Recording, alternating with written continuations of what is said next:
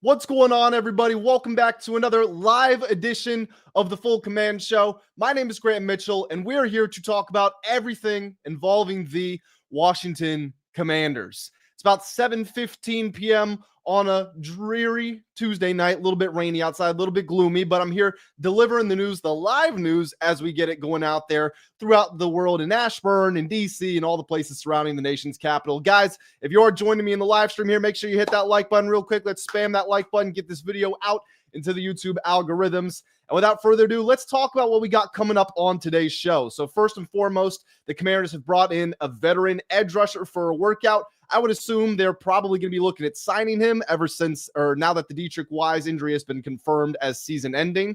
We're also going to talk about Terry McLaurin and just how slow of a start has he gotten off to, why Trey Amos is turning heads, and then we're going to look at some film breaking down how the Commanders defense might be able to take advantage of some of the deficiencies of Gino Smith and the Las Vegas Raiders. We already got a comment coming out here. Sunny in Houston, Texas. Wow. Did not know that we had somebody from the H-Town tuning in. ATA Custom Painting. Appreciate you. I always see you in the comments. You're always showing love. Houston, man, yeah, I can't say the same here. It's probably, if I were to guess, I'd say it's probably 50 or 60 degrees outside right now. The sun's already down. It's dark. It's windy. It's rainy. Earlier today, I was on my way back from the gym, and I got to admit, I really enjoyed the walk from the gym to my car because I was really overheating. And the rain, if it's going to be used in that form to calm me down, because I get hot really easily. I'm one of those people who, as my uncle likes to say, I have an advanced air conditioning system, which is a translation for I sweat a lot. I know it's not very glamorous, but it is the truth. So the rain really helped me cool it out. But yeah, let's go ahead and let's get back into some of the news today. So the veteran edge rusher that I was talking about, it's going to be one Mr. Preston Smith. Now, you might remember his name because he spent the first 4 years of his career playing for Washington. He was a second-round pick out of Mississippi State, I want to say in 2015. In the first 4 years of his career, all with Washington, he had seasons of 8, 4.5, 8, and 4 sacks. He's now 32 years old, so some time has passed. He only had 4.5 sacks last year, playing a limited role for the Packers and for the Steelers. Played 17 games, but I want to say was traded in the middle of the year. But that being said, he did have 8 sacks in 2023, which was not that long ago. So he has proven that even though he's in his 30s now, he can still get it done at an NFL level. Now, the Commanders are going to do their due diligence. We know that about them. We saw it with them signing a punter just in case that Tressway wasn't good to go against the Packers. They even elevated him off the practice squad, again, just to see how Tressway went through his warm-ups, and if there were any hiccups, they could put him in there. They learned their lesson with the Austin Seibert situation last year. So it's very possible that this workout for Smith leads to him being signed and going on the practice squad, and that's the end of it. Maybe they release him after a week. However, I actually think the more likely alternative is that they bring him in, they sign him, and they elevate him to the active roster, because the Commanders, in my opinion, I think they really like having this 5-man rotation of edge rushers. And without Wise, you're now down to Jacob Martin, Dorrance Armstrong, Von Miller, and of course, who am I missing? Dorrance Armstrong, Jacob Martin, Von Miller, and why is the last person? Javonte Jean-Baptiste. Okay, there's the 4. So Preston Smith would be the 5th man in that case. And on one hand, all these players are a little bit older, so keeping them fresh, maybe not all of them because JJB's in his 2nd year, but the average age is on the higher end. So having those 5 players allows you to rotate more, which allows you to keep their energy up higher. Preston Smith is also a proven NFL player. He's proven that he can get after the quarterback, and having him available means that you can maintain your positional integrity. Now, what I mean by that is I had talked about how with the loss of Wise, it was possible that Javon Kinlaw got some reps out on the edge, because last year with the Jets, he had an even split basically of lining up in the A-gap or lining up over the tackle. So they played him inside, they played him as an elephant end. The Commanders have spoken about wanting to do that here and there, and I think they like having the option of doing it. But with Wise out and that creating a void, creating extra snaps, I don't think they wanted to move Kinlaw out that far, because he is really the main presence to clog up the interior. He's supposed to be that run stuffer in the middle of the line. So bringing in Preston Smith allows you to have 5 players rushing the quarterback and still have your size on the interior. So I would expect this signing to go through. All the reports are right now. It was broken by Field Yates, just to give him credit. The reports are just that it was a workout. A signing is not official, but I would keep an eye on it, because Commanders did this with George Fant. They did this with a couple of other players. They bring in the veterans for workouts, and lo and behold, they end up signing them. Now let's go and let's talk about Terry McLaurin. So I forgot to put I'm all over the place. I don't live stream very much. I forgot to put my little thing that I made here. Nope, that's not how we do it. Oh my gosh. Okay. Well, you know what? It's a good thing that I didn't put it up. We're just going back to how things were. Okay. Anyway, now let me get this chart up on the screen. Technology, man, you would think for someone in their 20s, I would understand how to work technology correctly, but evidently I don't. Let's see if I can figure out how to get the chart that I want to show you guys up on display here. And of course, why isn't I practiced this before I went live? Everything was working just fine. And okay, is this what I want? This is what I want. Okay, finally. So Terry McLaurin. This is a chart that I got from, really, I just got it from somewhere on my Twitter timeline. I don't even know where, but credit to Fantasy Points Data. They're the ones who came up with this chart. And I know that you guys, it's probably hard for you to see. Is there a way that I can enlarge this? I don't know. Let me see if I mess around. If I mess around with this, can I make this bigger for you? I think that's as big as I'm going to be able to get it, but I'll put my mouse over where Terry McLaurin is. If I can find it myself. Man, everything goes so smoothly when you're doing it in pre-production and nobody's watching. And then all of a sudden, yeah, see, now I'm zooming in and nothing's working. Okay, well, Terry McLaurin is essentially right here in this region. Oh, here, yeah, he's right there. He's on this dot. Okay, finally. I'm sorry, to the live audience, I'm sorry about this. Okay, Terry McLaurin's right here on this dot. And if you look at the chart, the breakdown of the chart, the lower left means that the player is below league average as far as their separation score. So how do they separate from defensive backs when they're running their routes? And targets per route run. So let's think about this in two ways. Targets per route run. If the offense is flowing through you and if you're getting open consistently, you're going to get more average targets per route run. And the average separation score, the quarterback could miss you, might not even look in your direction, but how much separation did you create between whoever your nearest defender was? And I think in this case, it's limited to just defensive backs because I think it eliminates mismatches against linebackers. But what we're getting from Terry McLaurin here is his targets per route run is slightly below average. It's really right around average. For a number one receiver, that's kind of a bad thing, but it's just average, and you can say like the offense doesn't want to funnel everything through one player. They're going to spread the ball around. So, okay, we can overlook that. But if we're looking at his separation, this 0.0 isn't even the average mark, and it shouldn't be. Yeah, receivers should be separating. So if you look at here, it's probably like 0.07 or something like that. And Terry McLaurin, of course, I moved my mouse and I lost where I put him. Here he is. Terry McLaurin is all the way right here. So he's not separating at an elite level. And what that means is obviously just that he's making it more difficult for Jaden to find him with the football. Now, according to the actual breakdown of these scores, a 0.0 separation score means that there's essentially no separation being created, but that's reserved for routes where separation can't be created. So think of something like a screen. The receiver is not trying to separate from the defensive back with their route. That is considered a 0. Tightly covered is scored as a -1. That's defined as when a receiver is covered so closely that a great effort from the quarterback is needed for a completion. So if we do go back to this chart right here and we figure that -1 is probably somewhere along this line, and we see that Terry McLaurin is closer to that -1, that's a pretty bad sign to start the season. Now, we are working with a limited sample size because we have only had 2 games, and Terry, maybe he deserves some grace because he didn't practice with the team during the offseason. But my counter to that would be, if you're going to hold out and you're going to create this fuss to get paid, and Terry deserves to get paid, players are always worth whatever they can negotiate. But if you're going to do all of that and you're going to insist that you're coming in shape, you've been taking great care of your body, then I want to see it reflected in your performances. He's got like 70 yards through 2 games. I want to see it reflected in these metrics here. We can make the argument that Jaden Daniels just isn't seeing him. He's missing his progressions. But when the numbers show it right here, they show that no, Terry is not up to speed right now.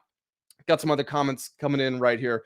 Packers Commanders rematch. Are we talking about the conference championship game? Because that would be pretty fun. I said in I think my game preview, I said that we might be looking at a conference championship preview right there. Didn't look that way from how the Packers handled the Commanders, but like, hey, if the Packers and the Eagles want to be on the same side of the bracket and we can just beat the Buccaneers again, I would have no problem with that.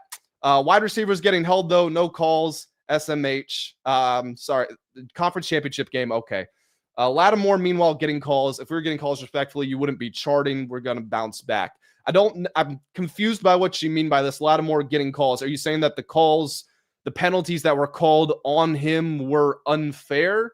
Because I would actually argue with you, although I would say there was a pass up the left side to player. I think he was number 18. He's a special teams player, I believe, for the most part. He pushed off on Lattimore. Caught the ball. They ruled it incomplete. They go to review, and then they end up saying that it was a completed pass. And this is the thing. It was a completed pass, but the problem that I have with that situation is it was completed because there was an offensive pass interference that allowed him to separate, and that wasn't flagged. So this is on a tangent now, but matter of fact, let me take this off the screen. I'm off on a tangent right now, but my view on the whole replay review, and penalty situation is this. I don't want it to become like VAR in soccer, where we review literally everything, and anytime a team scores, you don't celebrate because it feels like something's coming. I don't want us to be able to review penalties. I don't think that has a place in the game. With that being said, on a play like that, where the play is ruled incomplete, you go to review, you can clearly see the receiver creates the separation to catch the ball within 1 second, maybe less than that, by committing an offensive pass interference. I feel like it has to be in the rules that if that penalty directly influences the play as it's happening, then it shouldn't count. If let's say Jordan Love throws a 70-yard touchdown and it's great throw, great catch downfield. They ruled it incomplete. They checked it is complete. And then you go to the replay and Von Miller has the clearest sack of all time and he's 6 inches away and he gets horse collar yanked back. I feel like that on replay, that should be called as a penalty. Don't allow them to challenge the penalty, but if it's directly related to it, then I think that should be called. That's my tangent again. Okay, now let me share another thing that I want to talk about, because we talked about offense there with Terry McLaurin. Now let's talk about defense. And I got to share my screen again. So let's exactly. Pass interference should negate the play. Yes, I agree with you, Joseph, there. 100%. Okay. Technology is my friend. I can do this. Aha, I got it. Now this is the second chart that I'm going to share. And let me see again. Can I make this bigger for you somehow? I think this is about as big as I'm going to be able to get it. Okay. So what we are looking at here right now is some coverage data. This is from PFF. I was thinking about soccer and I was thinking about the PIF. I think that's the Public Investment Fund. Anyway, I'm a soccer nerd on the side, but that's not for this YouTube channel. Okay, so we're looking at coverage data here. At the bottom, we have yards allowed per coverage snap. So being on the right side of this is good because you're 0.0. You're not allowing any yards. 2.5. Mr. Tyreek Stevenson, thanks for the Hail Mary. He's all the way up there. And then passer rating when targeted. A high passer rating is bad for a corner. Low passer rating would be good. So your best corners in the league are up here in the top right. Your worst corners are down here in the bottom left. And again, it is very, very funny to see Tyreek Stevenson right here. So I want to run through these in order. We're going to talk about 3 players. We're going to talk about Mike Sainer still. We're going to talk about Trey Amos, and we will talk about Mr. Marshawn Lattimore. Oh, sorry. Hope I didn't mess that up for you guys. So let's start with Lattimore. So he's right here, which is fairly close to the center point of right here. Now, here's the thing. With where he's positioned, his passer rating allowed is actually a little bit below league average, which is a good thing. But as far as his breakdown, his volume that he's receiving and the yards allowed per coverage snap, he is the highest of the Commanders' corners. So the way that I interpret this is if you're throwing it in Lattimore's direction, he can break up the pass. He can get his hands on it. He can make a play on the ball.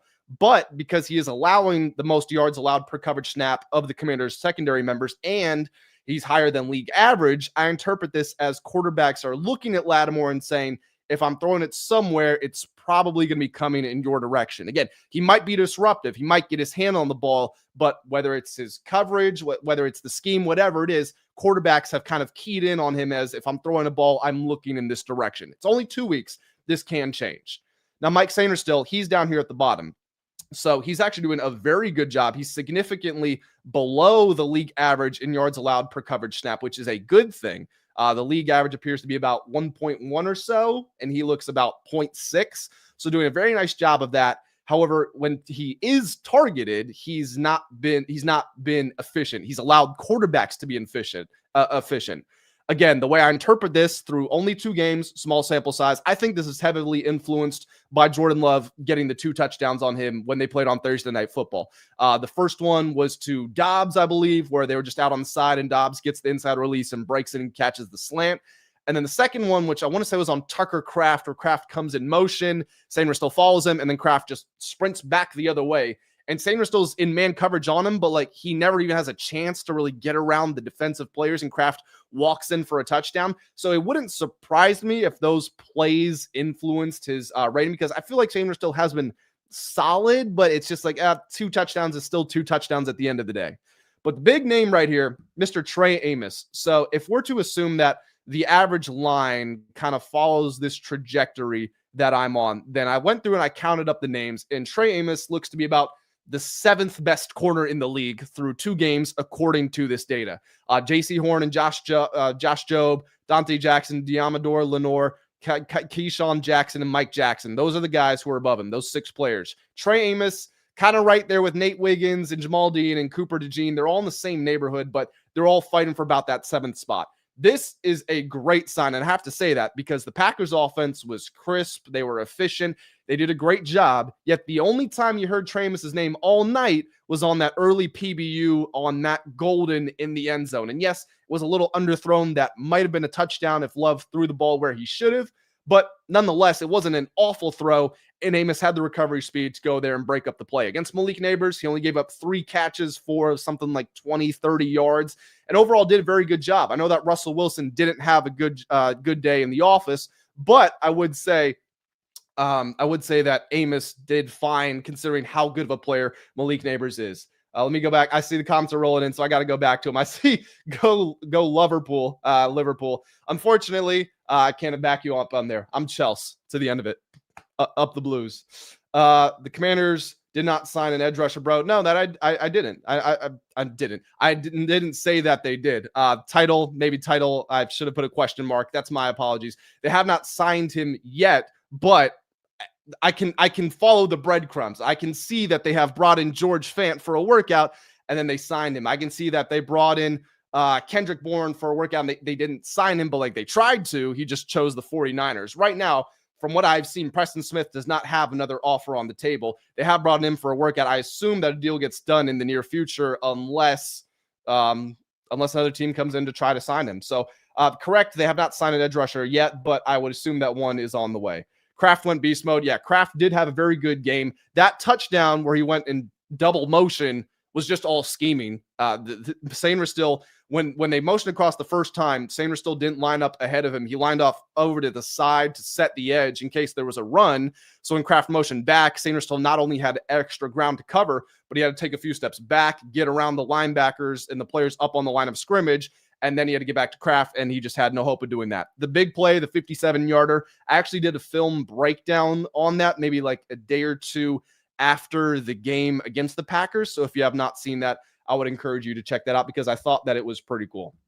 Okay, now this is our final time messing around with the technology. So let's see if we can get this one here. And this one is going to be a little difficult because these are actually plays that I want to go over. So I got to figure out a way to get up the film. Give me just 1 second here. The film room playlist. This is what I'm looking for. And then my notes of the, yep. Okay. We got everything. Cool. So let me tell you about these plays and why we're going to be watching them. So really what we're looking at is we're looking at Gino Smith's interceptions, and he threw 3 of them things. But there was a trend that I noticed in 2 of them. There are no videos available for this play. What happened? I watched this earlier today.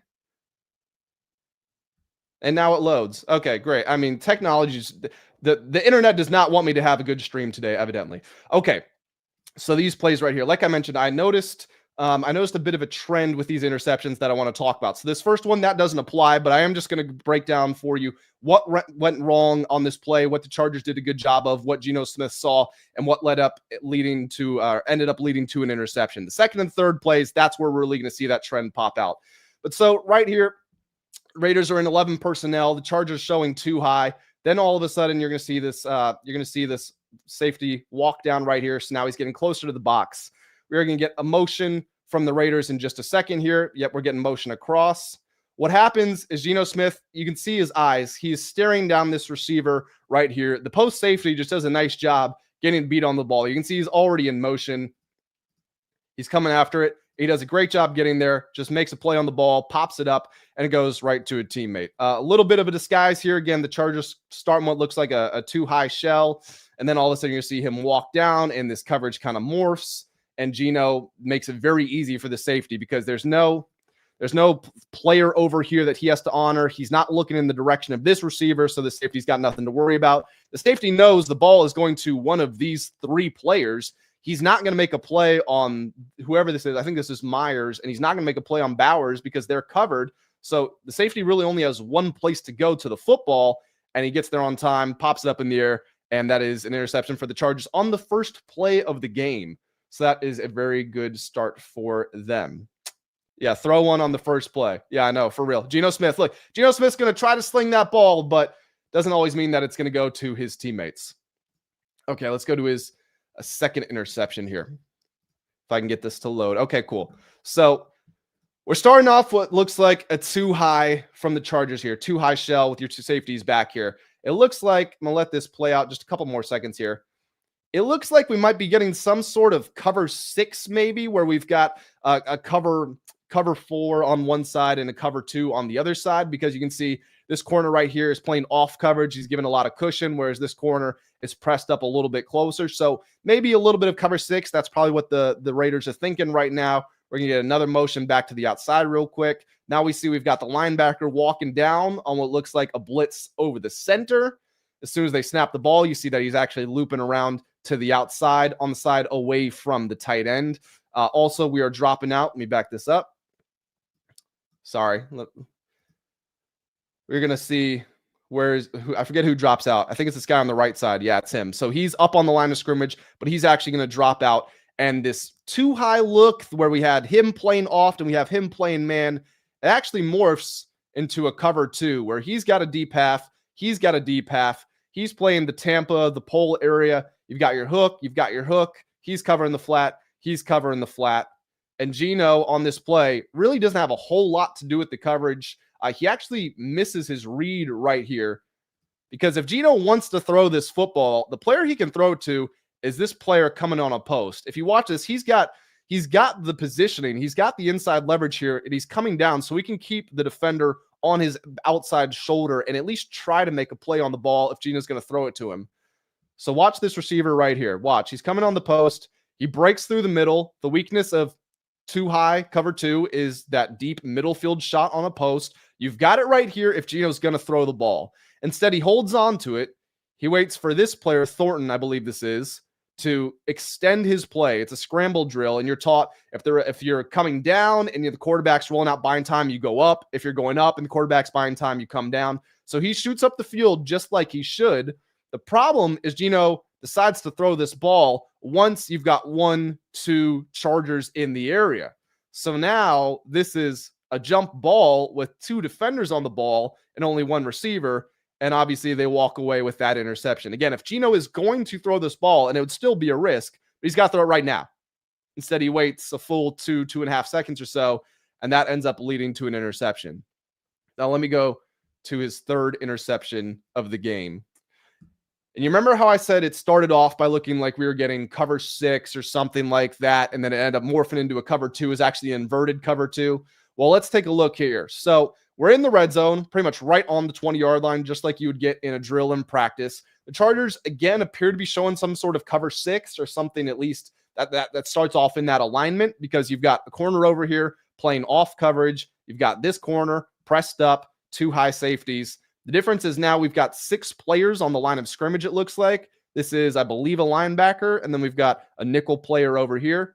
We are going to see that nickel also backs up a little bit. So now we've got 5 players on the line of scrimmage, bunch right.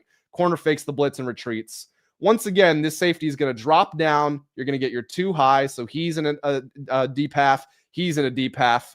And this is once again just inverted cover 2 out of what some sort of cover 6 alignment or something of that nature. Now, the problem here is nothing is open. Bowers went on a little out route. You can see that this player has the flat covered. This guy's probably going on a corner. I think he's going on a corner, actually. Yeah, he's actually, he turns up in field. I don't quite know. I don't quite understand that design. Maybe these are two deep crossers. I don't know. It would make more sense for him to go here. But anyway, this is covered. This safety just reading Gino's eyes and also paying attention to the players around him. You've got your middle of the field covered with your hook players. He's carrying him because there's no one else on this side of the field, so he can leave the flat. You also got a safety back here for help. Gino just forces this ball to I don't know who this is. That's not Bowers. Is that? I don't know. I don't know who it is, but Gino just throws this ball right up the middle of the field where there's two Chargers in the area, a couple others very close by. And once again, they just pop it up and they easily pick him off. What Gino should do here is he should be checking this ball down. After this chip comes in, this player is going to release. And Gino, right, if Gino waits a quarter of a second and just lofts it up and gets it to the receiver or to the running back right here, then he's at the 22, 23-yard line, and the next closest Charger is at the 11, and they're going the wrong way. So watch this play one more time. Again, watch this safety drop down. It's going to morph into an inverted cover 2. Gino's going to be too aggressive, throw it over in the middle field, and that's an interception. So with that out of the way, what I say, or what I bring all this up to say, is that the Commanders are not primarily, in fact, let me close this screen out. The Commanders are not primarily a zone coverage team. They don't really want to be. They spent all offseason talking about how they want to have this aggressive man-style coverage. However, what we have seen from these interceptions here is Mr. Gino is going to take those plays, all of which, I'm thinking back, was the first play, I think it was cover 2, right? I don't remember. I already forgot. But point being, they were all zone coverage plays. Gino's going to try to fling that ball into a tight window. Now, the Commanders might not have the best corners in the world or the best scheme, whatever it is. They're not like playing airtight defense.